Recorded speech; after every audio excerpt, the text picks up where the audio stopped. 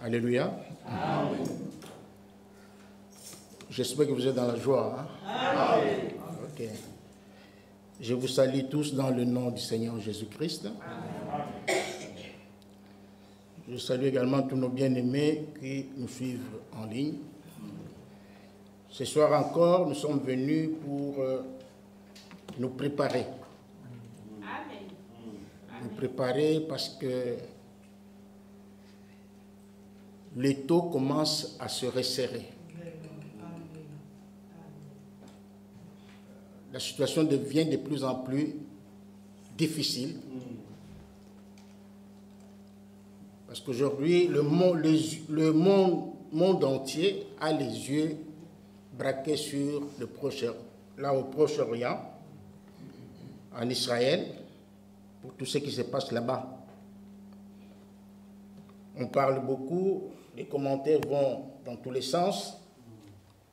On essaie de résoudre ce problème il y a plusieurs décennies déjà.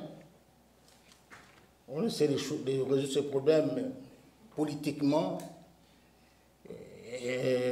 mais ça ne marche toujours pas. Et le monde ne sait pas à quel sens se vouer, comme on dit. Mais pour nous, enfants de Dieu, nous savons ce qui se passe. Amen. Pour nous, enfants de Dieu, c'est un avertissement. Amen. C'est un rappel. Amen. Tout ce qui se passe dans le monde aujourd'hui nous rappelle que Jésus-Christ revient. Amen.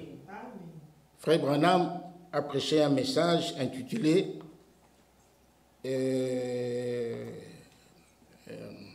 Les événements modernes rendus clairs par la prophétie. Donc tout ce qui se passe dans le monde est dans la Bible. C'est écrit dans la Bible. Vous entendrez parler de guerre et de bruits de guerre. Il y aura la famine, il y aura des pestes, il y aura beaucoup de choses, des tremblements de terre. Ce sont des choses que nous voyons tous les jours. Tous les jours. Donc cela doit réveiller notre esprit. Amen. Cela doit réveiller notre conscience. Amen. Nous devons nous réveiller du sommeil. Parce que le salut est plus près de nous que lorsque... Hein, c'est écrit comment? Hein? Voilà. Il y a des gens qui connaissent la Bible. Ici, moi, parfois je me perds. C'est dans Romains 11, je pense. Hein? Je vais vous le lire.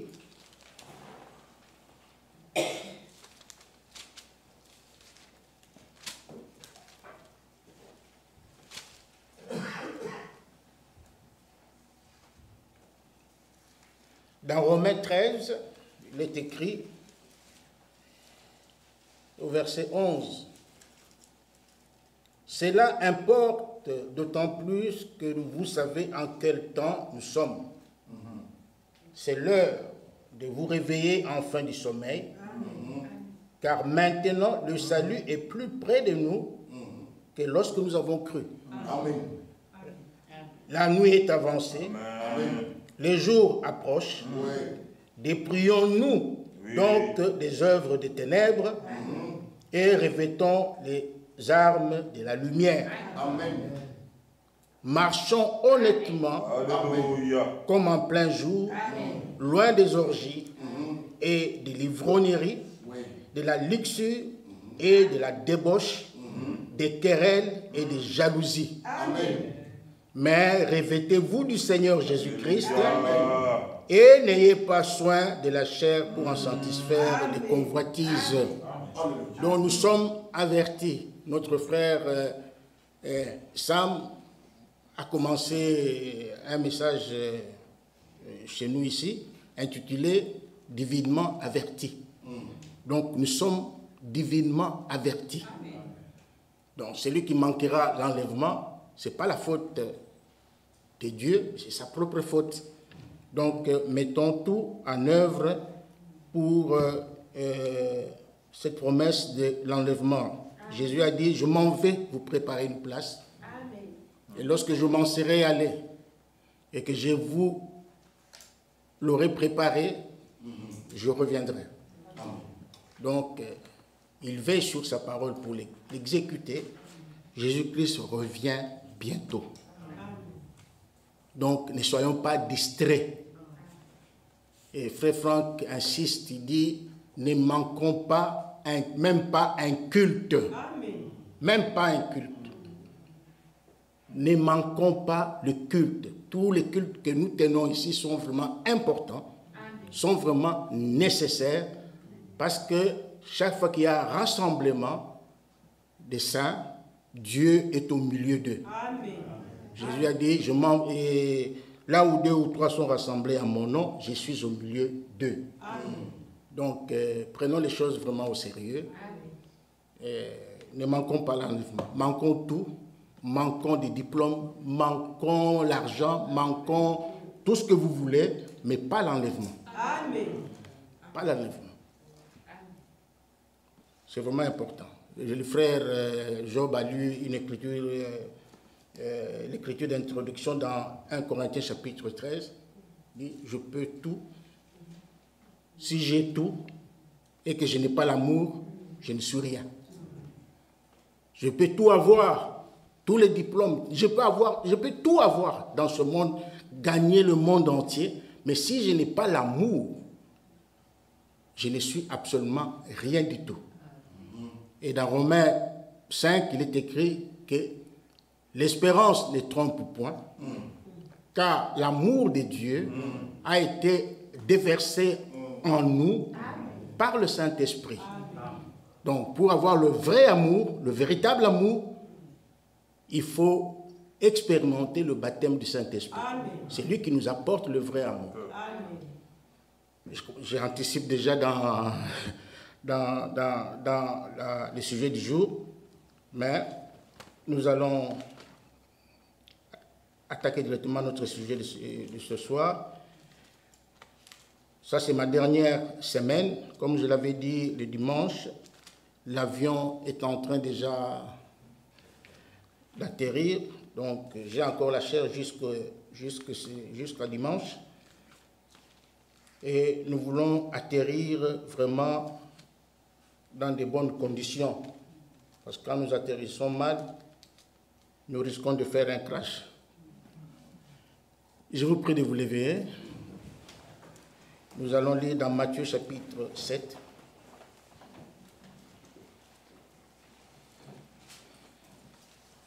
D'une manière ou d'une autre, nous sommes toujours dans notre sujet que nous avions commencé. Matthieu chapitre 7, versets 15 à 20.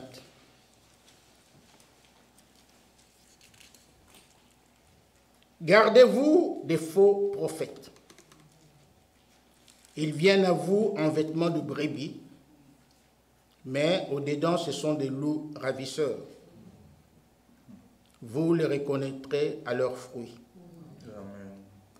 Cueille-t-on des raisins sur des épines ou des figues sur des chardons? Tout bon arbre porte de bons fruits, mais les mauvais arbres portent de mauvais fruits. Un bon arbre ne peut porter de mauvais fruits, ou un mauvais arbre porter de bons fruits. Tout arbre qui ne porte pas de bons fruits est coupé et jeté au feu. Verset 20, c'est là que nous tirons notre sujet. C'est donc à leurs fruits que vous les reconnaîtrez. Amen. Amen. Mon frère Bovic. Notre Dieu, notre Père, avec un cœur rempli de reconnaissance et de joie et d'amour, de près comme de loin, nous approchons de toi, ta trône de grâce. Puisque le sang est encore sur la trône de grâce, Seigneur, agrée-nous. Ouvre l'entendement de chacun de nous. Même quand nous ne comprenons pas, nous attendons à toi. Amen. Merci encore pour ta présence et ton onction. Au nom de Jésus-Christ. Amen. Amen. Vous pouvez vous asseoir. Comme je viens de le dire, nous tirons notre sujet du verset 20. C'est donc à leurs fruits que vous les reconnaîtrez.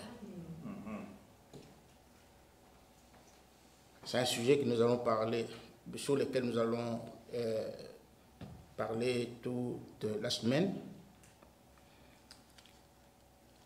Vous savez, chaque homme, chaque femme qui vient à Dieu est comparé à un arbre. Dieu nous compare, chacun de nous, à un arbre. Tout celui qui croit en Dieu, qui croit en Jésus-Christ, tout celui qui prend le baptême pour devenir membre de la communauté, donc il vient pour servir Jésus-Christ, il est comparé à un arbre. C'est-à-dire à un arbre qui doit porter des fruits. Parce que chacun de nous, en tant qu'arbre, devons porter des fruits. Nous devons produire des fruits. Amen. Amen.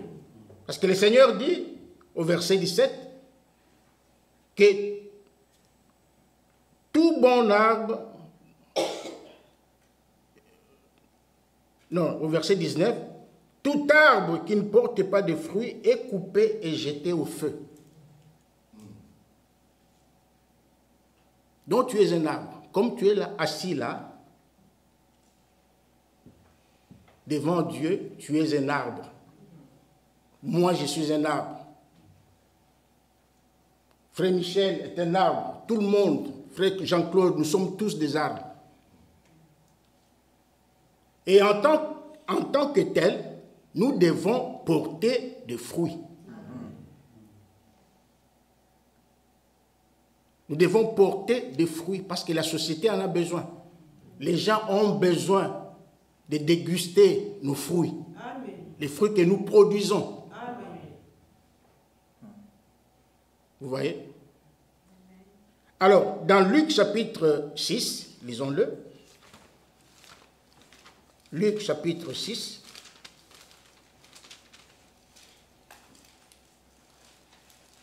Verset...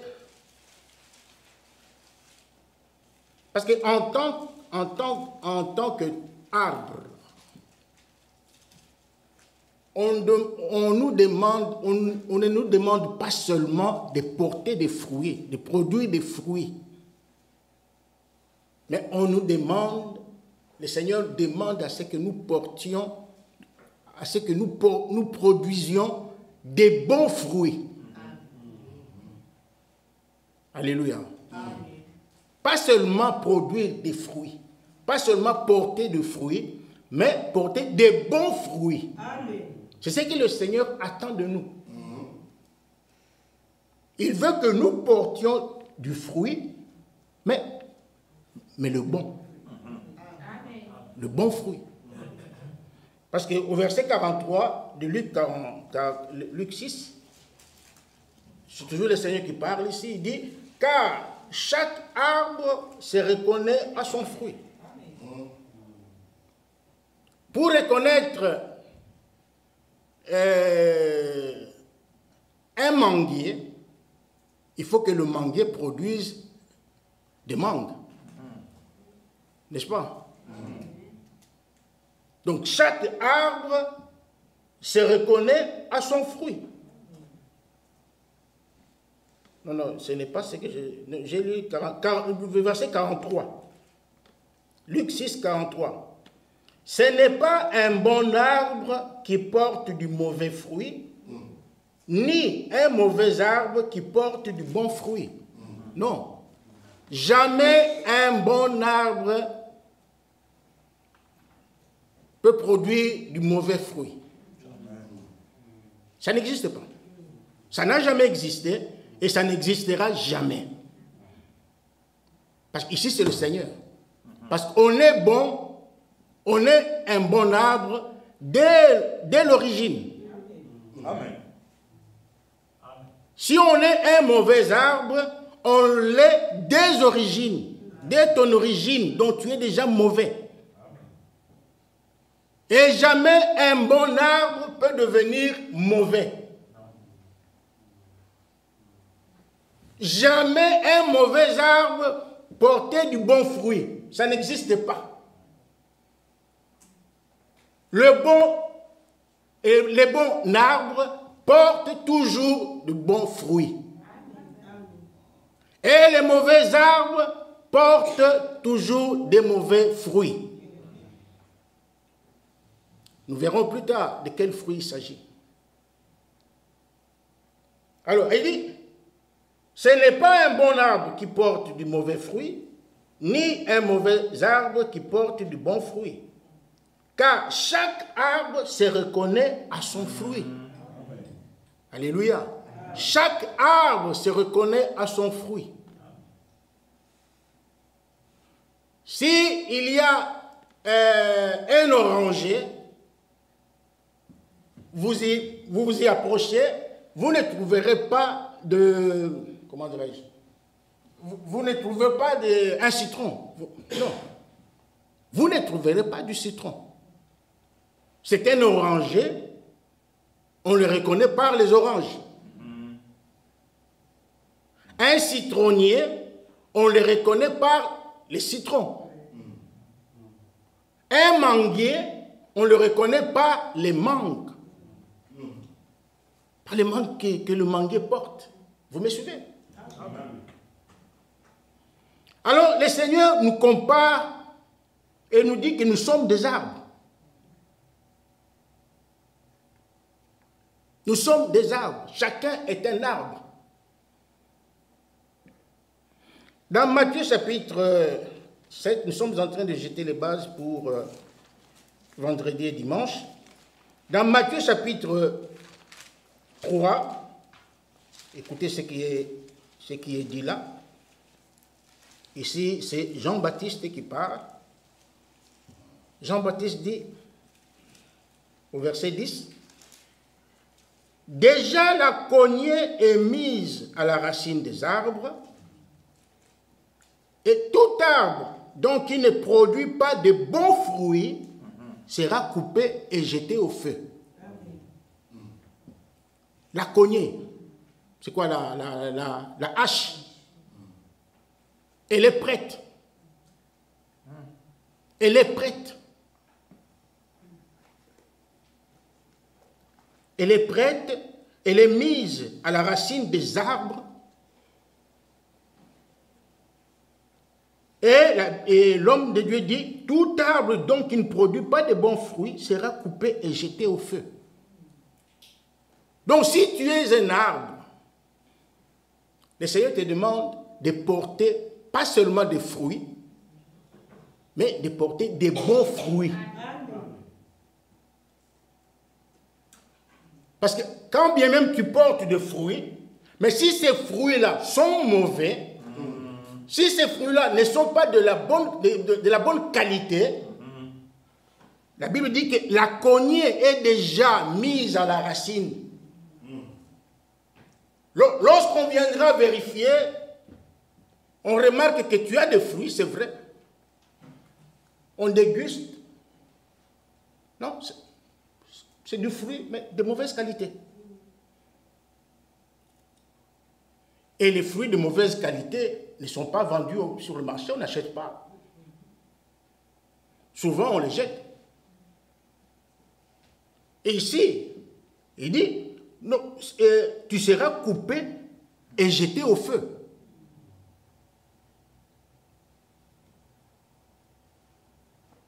Donc, en tant qu'arbre, donc un chrétien, c'est un arbre. Un chrétien est un arbre. Et en tant qu'arbre, il doit porter de bons fruits.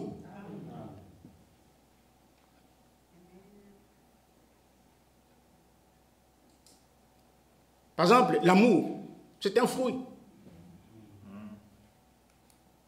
L'amour fait partie, c'est un fruit, c'est une vertu qui fait partie du fruit de l'esprit. Quelqu'un peut produire l'amour. Mais alors, un amour faux. Un amour hypocrite.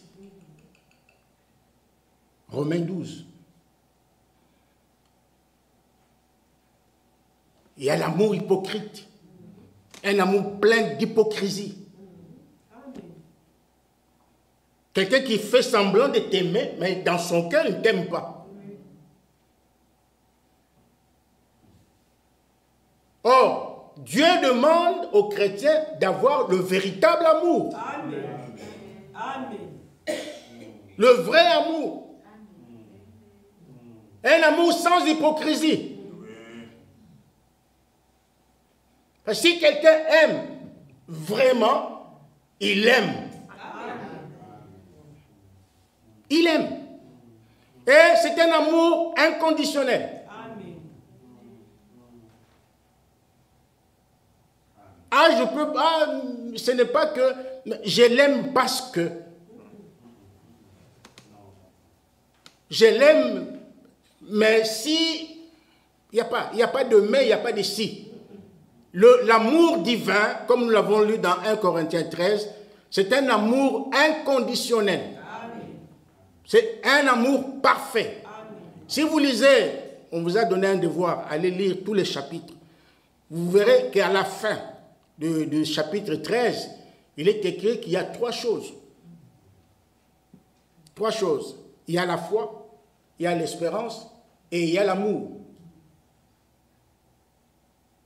Mais de toutes ces trois choses, l'une est la plus grande. C'est l'amour divin. Donc l'amour est au-dessus de l'espérance, est au-dessus de la foi.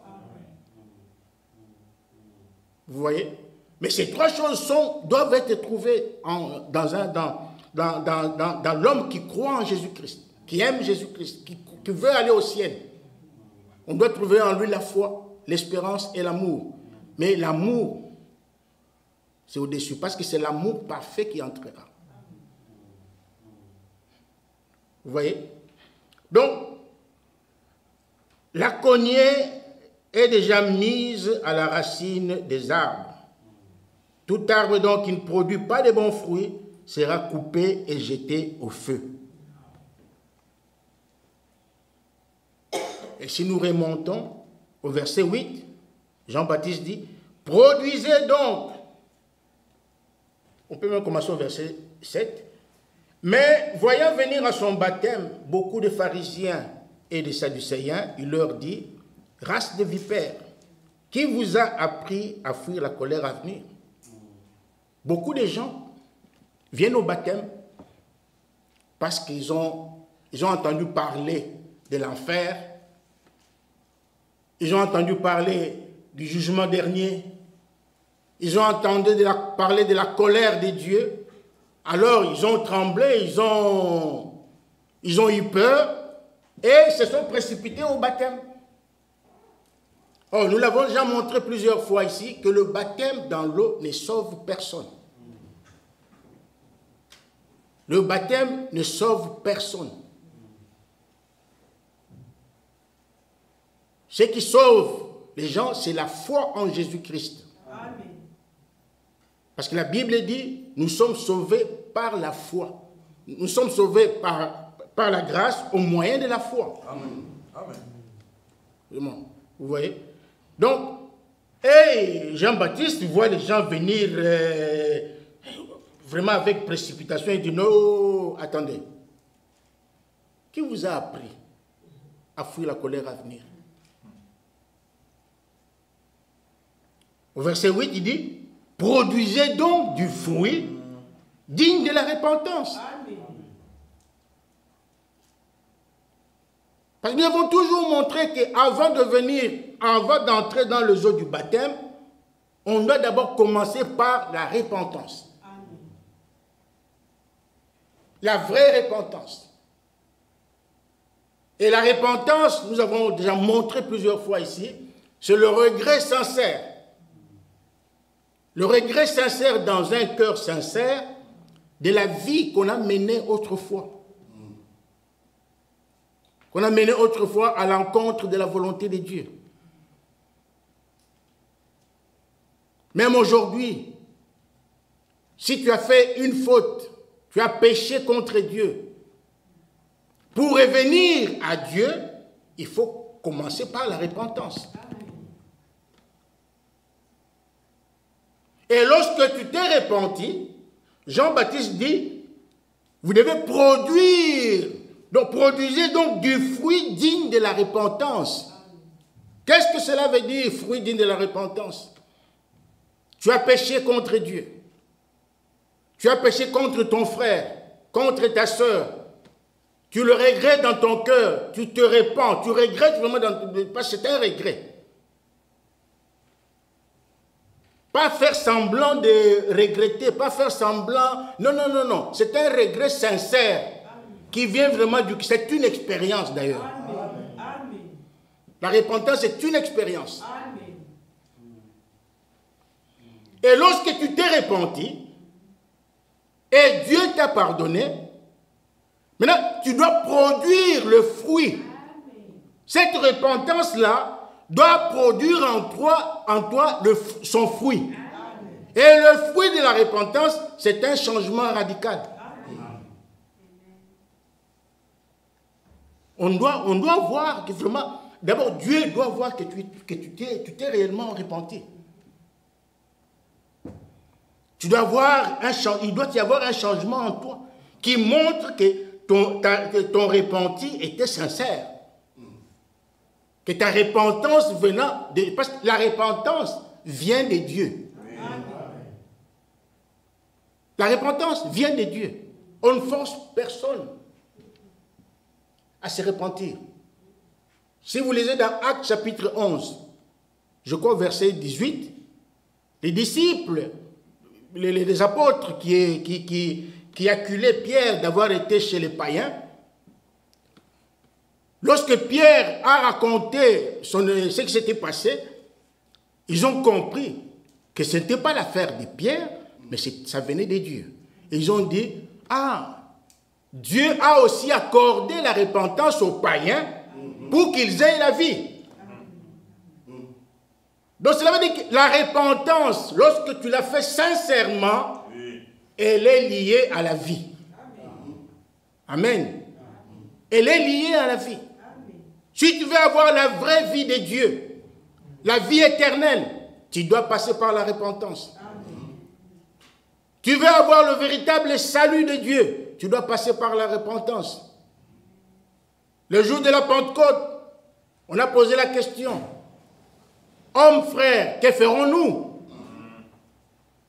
Ils avaient écouté la parole de Dieu.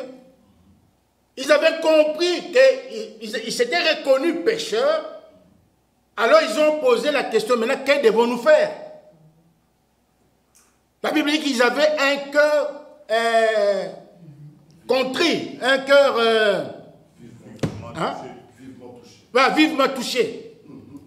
Parce que la parole de Dieu était dure. Le Saint-Esprit leur a montré que ce qu'ils avaient fait était faux. Et c'était un péché, qu'ils avaient rejeté le Messie. Alors maintenant, que ferons-nous? Parce qu'ils voyaient déjà le ciel fermé pour eux. Maintenant, que ferons-nous, hommes frères? La réponse n'était pas aller faire des jeûnes. La réponse n'était pas aller prier. La réponse n'était pas, je ne sais pas, aller à l'église tous les jours. Alors, bien que ce soit une bonne chose, mais ce n'était pas ça la solution, la réponse à la question. La réponse était claire. Pierre n'est pas allé par 4 chemins. Il a dit, repentez-vous. Alléluia. Repentez-vous. C'est ça la première.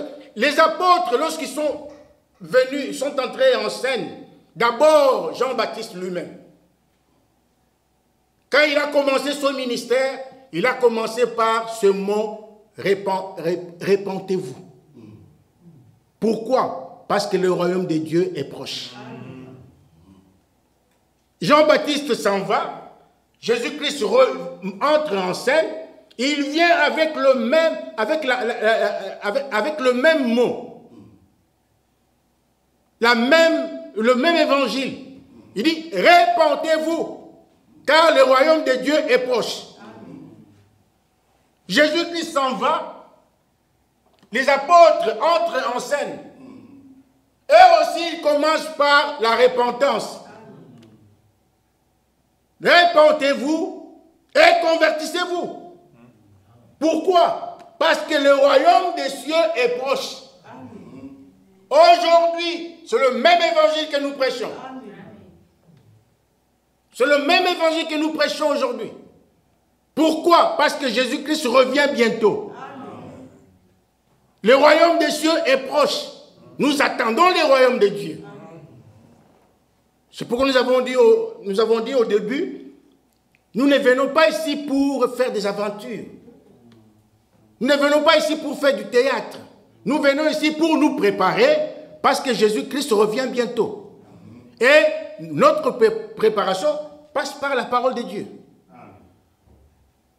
Et la parole nous recommande, nous recommande la repentance, nous oblige. La parole nous oblige à nous repentir. Comme nous avons montré dimanche, examiner, que chacun s'examine. Que chacun s'examine. Que chacun sonde son cœur. Voie dans son cœur. Qu'est-ce qu'il y a encore de faux? Qu'est-ce qui ne va pas? Qu'est-ce qui l'empêche d'aller au ciel? Que chacun s'examine.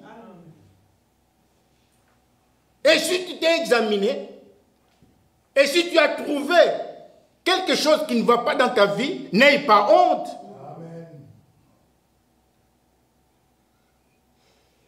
N'aie pas honte. S'il faut venir pleurer ici, viens pleurer.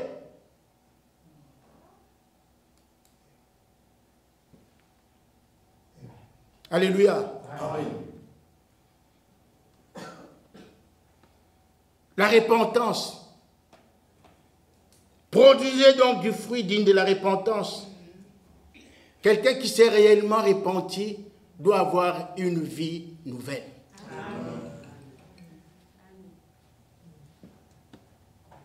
Doit avoir une vie nouvelle. C'est par là que la nouvelle naissance commence.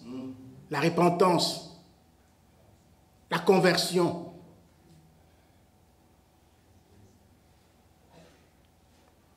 Il doit y avoir un changement. Il doit y avoir un changement qui prouve que réellement tu t'es repenti. Que tu as rencontré celui qui transforme. Que tu as rencontré celui qui change le cœur. Que tu as rencontré celui, et le verset 9 dit, et ne prétendez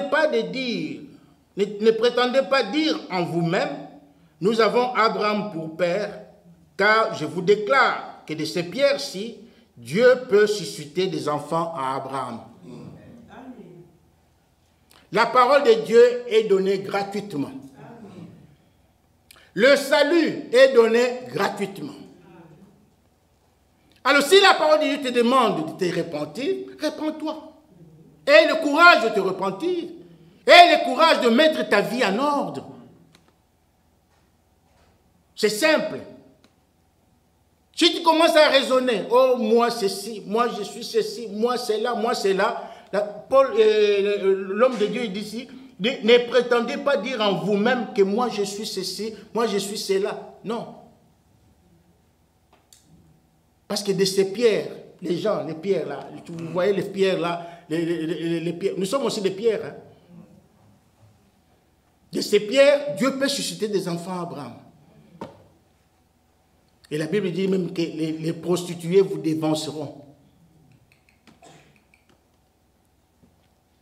J'ai l'impression, je vois que vous dormez. Hein, là. Ne dormez pas. Suivez attentivement. Donc, verset 10, déjà la cognée est mise à la racine des arbres. Tout arbre donc qui ne produit pas de bons fruits sera coupé et jeté au feu. Donc, il faut produire de bons fruits. Chacun de nous. est appelé à produire de bons fruits.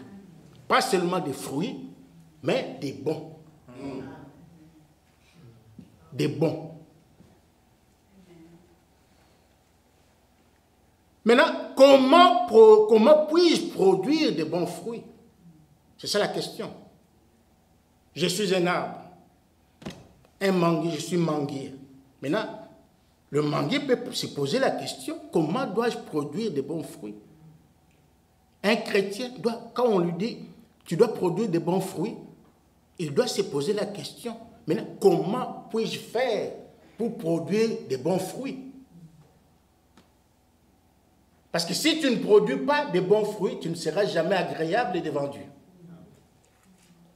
Pour que tu sois agréable devant Dieu, tu dois produire pas des fruits, mais des bons fruits.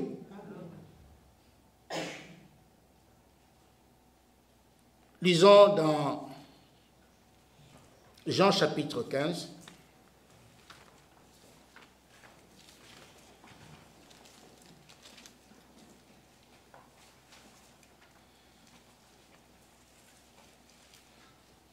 Jean chapitre 15, à partir du premier verset.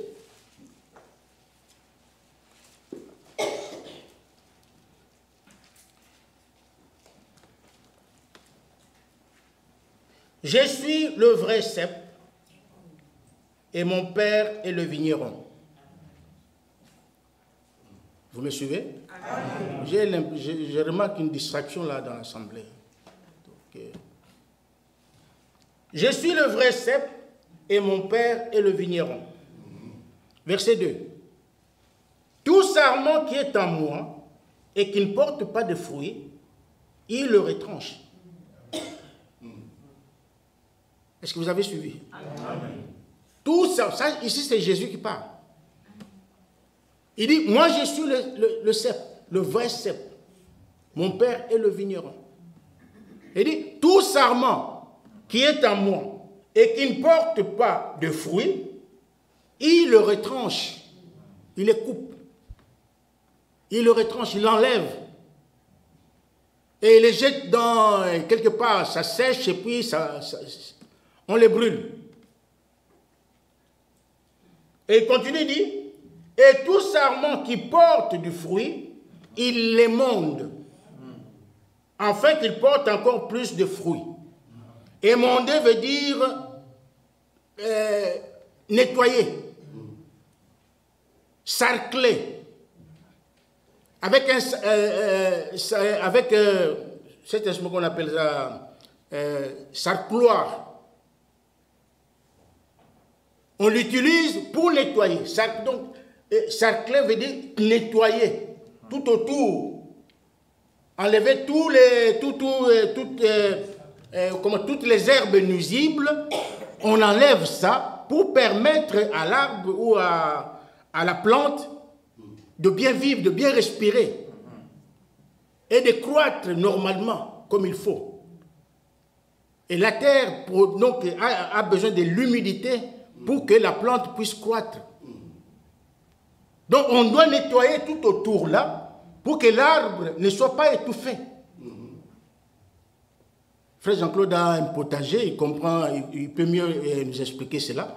Donc on enlève tout et on permet à la sémence de bien vivre, à l'arbre de bien vivre. On enlève tout autour là, avec un outil. Et nous avons aussi un outil qui nous permet de nettoyer notre vie,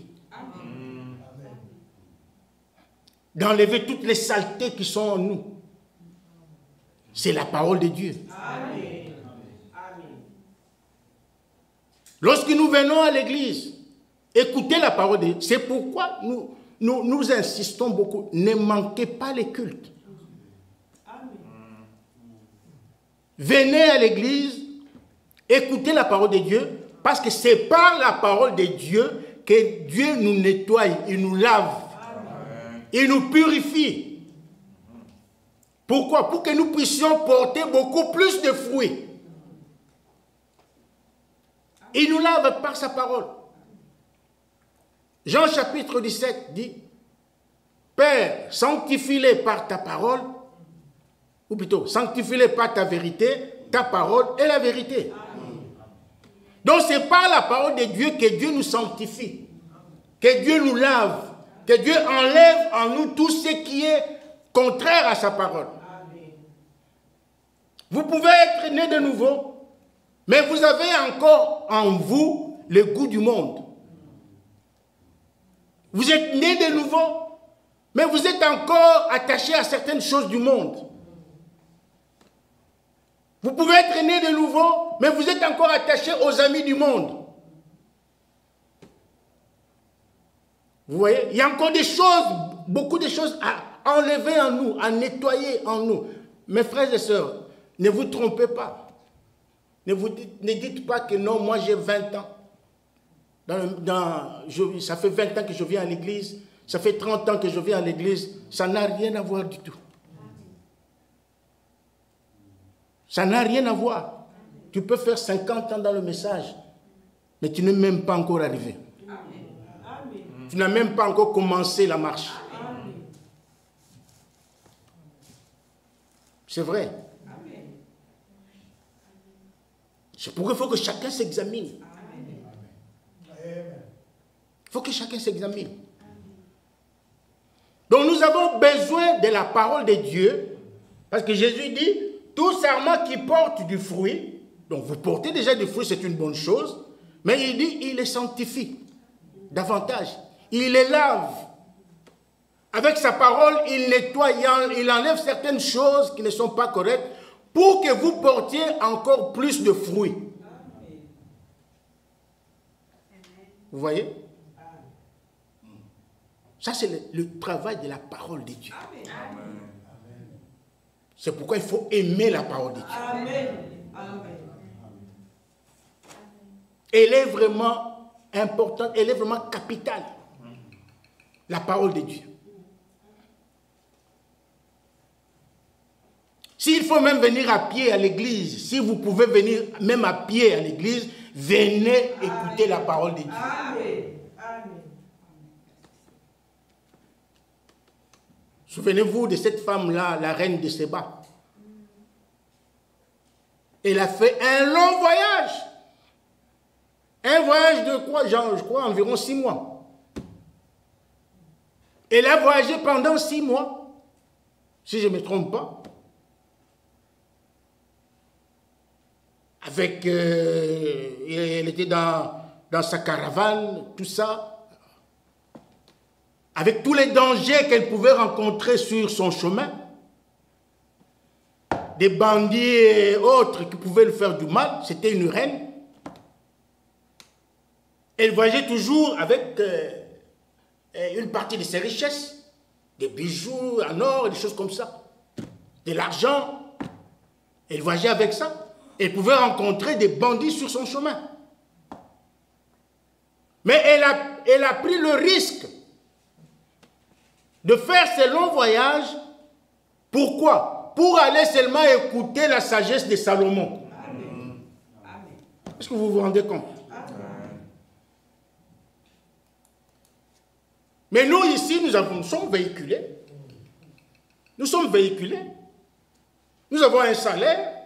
Ce n'est pas le carburant qui nous manque. Ce n'est pas l'argent qui nous manque. Nous avons tout. Si on n'a pas de véhicule, il y a quand même les moyens de transport. Il y a certains qui ont des abonnements ici qui coûtent moins cher.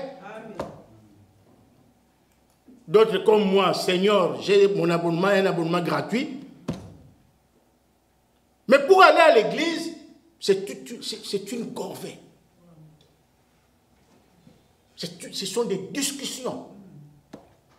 Pour aller seulement à l'église, faire seulement 2 heures ici, 2 heures, ou s'il faut même faire 3 heures, faire ici, écouter la parole de Dieu, c'est tout un problème.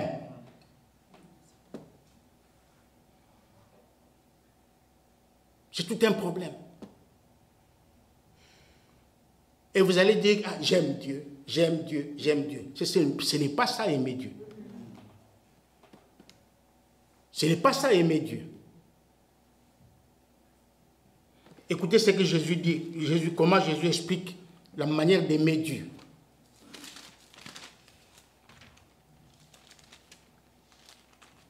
crois que c'est dans...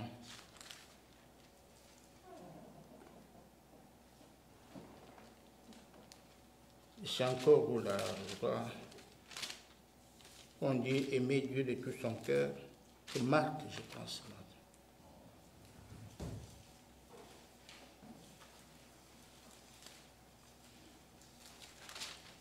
C'est où? Trouvez-moi ce passage, s'il vous plaît. Je n'avais pas prévu. Ah, Marc chapitre 12, à partir du verset 28. Un des scribes qui les avait entendus discuter, sachant que Jésus avait bien répondu aux Sadducéens, s'approcha et lui demanda: quel est le premier de tous les commandements? Jésus répondit: voici le premier. Écoute, Israël, le Seigneur, notre Dieu, est l'unique Seigneur. Amen. Et tu aimeras le Seigneur, ton Dieu, de tout ton cœur, Amen. de toute ton âme, Amen. de toute ta pensée Amen. et de toute ta force. Amen. Alléluia. Amen. C'est comme ça qu'il faut aimer Dieu. Amen. De tout son cœur, de toute son âme, de toute sa pensée et de toutes ses forces. Parce qu'il faut que le Seigneur soit mis au premier plan, donc au numéro 1. Amen. Ta vie à toi, après. Mais d'abord le Seigneur. Amen. Mais s'il faut mourir pour le Seigneur, acceptez de mourir. Amen. Acceptez de mourir.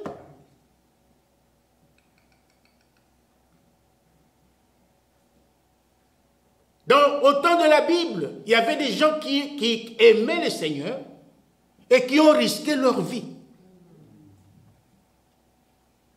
Il y avait des femmes enceintes. Mais à cause du Seigneur, à cause de l'amour qu'ils avaient pour Dieu, ils acceptaient qu'on leur... ouvrir le ventre. Et on sortait les fœtus dans le ventre, on jetait au port.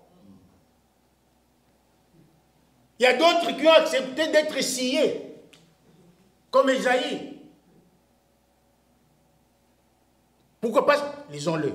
Hébreux chapitre 11.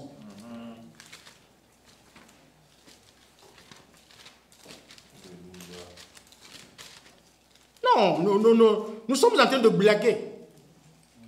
Nous sommes en train de blaguer. Nous disons que nous aimons le Seigneur, mais en réalité, nous ne l'aimons pas. Mais je ne dis pas que vous n'êtes pas enfant de Dieu. Non, non, non, ce n'est pas ça. Mais nous devons arriver à aimer Dieu comme les premiers chrétiens l'avaient aimé. Hébreux chapitre 11, verset 32. Que dirais-je donc? Que dirais-je encore? Car le temps me manquerait pour parler de Gédéon, de Barak, de Samson, de Jephthé, de David, de Samuel et des prophètes, qui par la foi vainquirent des royaumes, exercèrent la justice, obtinrent des promesses, fermèrent la gueule des lions, éteignirent la puissance du feu, échappèrent aux tranchants de l'épée, guérirent de leurs maladies, furent vaillants à la guerre, mirent en fuite des armées étrangères. Maintenant, écoutez le verset 35. Des femmes recouvrèrent leur mort par la résurrection. D'autres furent livrés au tourment et n'acceptèrent point de délivrance, afin d'obtenir une meilleure résurrection. Amen. D'autres subirent les moqueries et le fouet, les chaînes et la prison. Ils ont accepté. Ils furent lapidés. Ils furent sciés. Ils furent torturés. Ils mourirent tués par l'épée. Ils allèrent ça et là, vêtus de peaux de brebis et de peaux de chèvre, dénués de tout, persécutés, maltraités, eux dont le monde n'était pas digne, errant dans les déserts et les montagnes, dans les cavernes et les antres de la terre. Des hommes comme vous et moi. Des hommes comme vous et moi. Ils ont accepté la souffrance. On te dit, on te braque par exemple une arme. On te dit, renonce à la foi. Renonce à ta foi. Tu dis, moi, renoncer à ma foi. Renier Jésus. Non, si tu ne le fais pas, on te tue. Mais c'est tuez-moi. Amen. Amen. Tuez-moi. Amen. Parce que je sais que même si je meurs aujourd'hui, il y a la résurrection qui m'attend. Je vais ressusciter un jour et j'irai au ciel. Mais aujourd'hui, les gens ont peur. Déjà pour venir à l'église, quand on a ce mot de tête, tout ça, ça ne va pas, je ne vais pas à l'église. Mot de tête seulement. On reste à la maison avec toutes les commodités. Je vais suivre en ligne. Et tu restes à la maison, tu suis en ligne. Après. Non, que Dieu nous aide. Amen. Que Dieu nous aide. Donc, pour ce soir, nous pouvons nous arrêter là. Nous avons jeté quelques bases. Nous allons continuer vendredi et dimanche. Mais retenez ceci, que tout croyant, tout celui qui vient à Dieu, homme, femme, petit, grand, qui a accepté Jésus-Christ dans son cœur,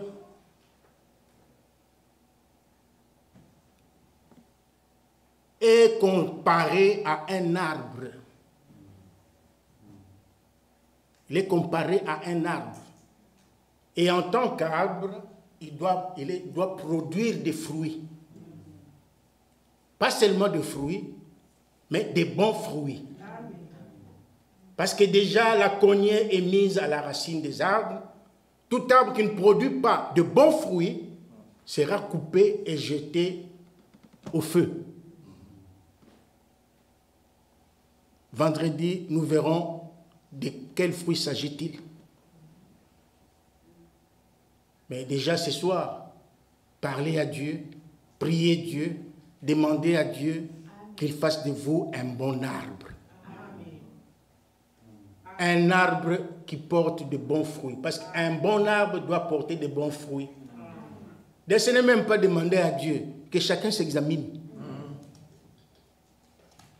Que chacun s'examine.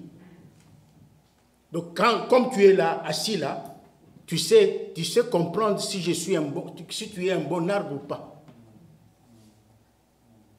Quels sont les fruits que tu produis? Quels sont les fruits?